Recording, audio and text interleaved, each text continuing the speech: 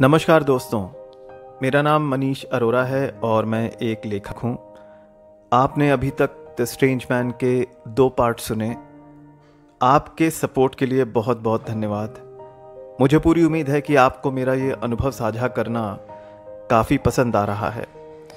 अगर आपने अभी तक मेरी डेब्यू फिक्शन सनशाइन टाउन नहीं पढ़ी है तो प्लीज़ अमेज़ॉन से ख़रीद कर उसे ज़रूर पढ़ें। लिंक मैंने नीचे डिस्क्रिप्शन में दे दिया है।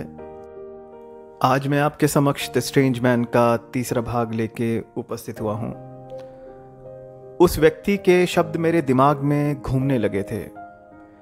मुझे थोड़ा सा डर भी लगने लगा।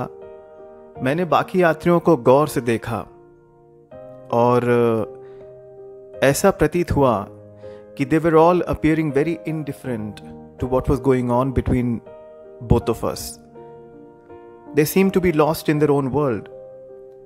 वो व्यक्ति मेरे सामने बैठकर मुस्कुराता रहा और मेरी हिम्मत नहीं हो रही थी कि मैं उसकी नज़रों में नज़रें मिलाकर देख सकूं। कहाँ फंस गया यार, मैंने अपने आप से कहा। फिर कुछ अजीब से सवाल दिमाग में आए और उन सवालों को सोचकर मेरे रोंगटे खड़े हो गए। Is he an apparition or is he in real? Am I dreaming? Is this all a figment of my own imagination? He has not spoken to anyone else till now in the compartment. ये सब सोचकर मेरा दिमाग घूमने लगा और मैं अपनी सीट से उठकर दूसरी जगह जाने के लिए जब तैयार हुआ तो उस व्यक्ति ने मुझसे कहा, मेरी बात सुनो बेटा, यहीं बैठे रहो, मुझे तुमसे कुछ बातें करनी है। Confused, I came back to my seat and waited for his next move. I felt as if I was heavily drugged, and this was not in my control. He was directing me and I was following him. फिर उसने अपनी shirt की जेब से कुछ निकाला और मुझसे कहा, अपना हाथ आगे बढ़ाओ बेटा। मुझे समझ नहीं आ रहा था कि मुझे क्या करना चाहिए। My headache was increasing and getting really severe, and I felt like throwing up. In those moments, I also felt as if I should just follow him. घबराओ नहीं, अपना हाथ आगे करो, उस व्यक्ति ने फिर से कहा। डरते हुए मैंने अपना हाथ आगे बढ़ाया तो उसने मेरी हथेली पर कुछ रख दिया। गौर से देखने पर ऐसा प्रतीत हुआ जैसे पुराने अखबार से बनाई गई एक छोटी सी दवाई की पुड़िया मेरी हथेली पे आ गई है। अभी मैं इस बारे में सोच ही रहा था कि मुझे कुछ होने लगा। A faint and strange sensation began passing through my hand, and with each passing second, its intensity was growing. मुझे ऐसा लगा जैसे मेरे हाथ से किसी ने सारी एनर्जी खींच ली हो। ट्रेन रात के अंधेरे में पूरी स्पीड के साथ आगे बढ़ रही थी। जब मेरे हाथ में दर्द होने लगा तो मैंने अपना दूसरा हाथ सपोर्ट के लिए आगे बढ़ा दिया। ऐसा लग रहा था जैसे सिर का दर्द फिसल कर हाथों में जा रहा हो। I loathed myself and thought I can end this here, whatever it is.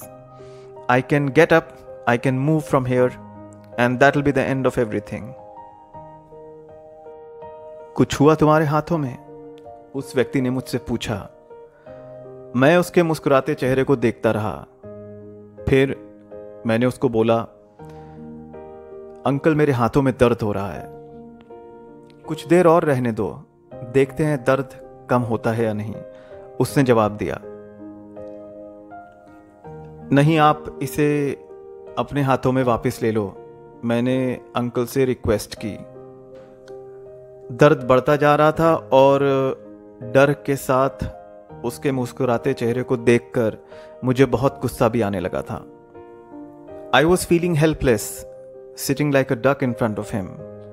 In my mind, I had taken a lesson that day, not to really entertain any conversation with strangers or strange-looking people.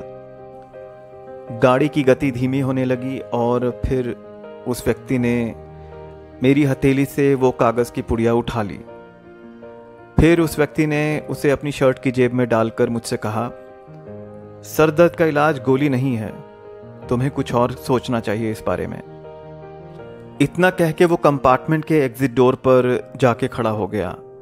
जब train station पे रुकी तो वो व्यक्ति platform पर उतर के पहले की ही तरह वॉक करने लगा।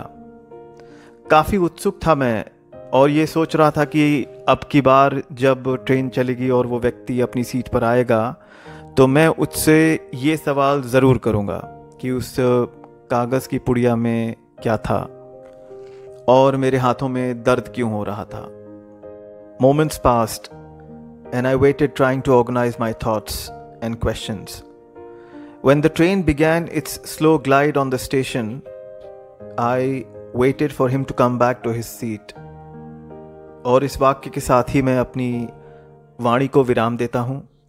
Please like, share and subscribe to my YouTube channel. बाकी की कहानी नेक्स्ट पार्ट में इसी तरीके से सुनते रहिए। मेरा नाम मनीष अरोरा है। Thank you so much. Take care. Bye bye.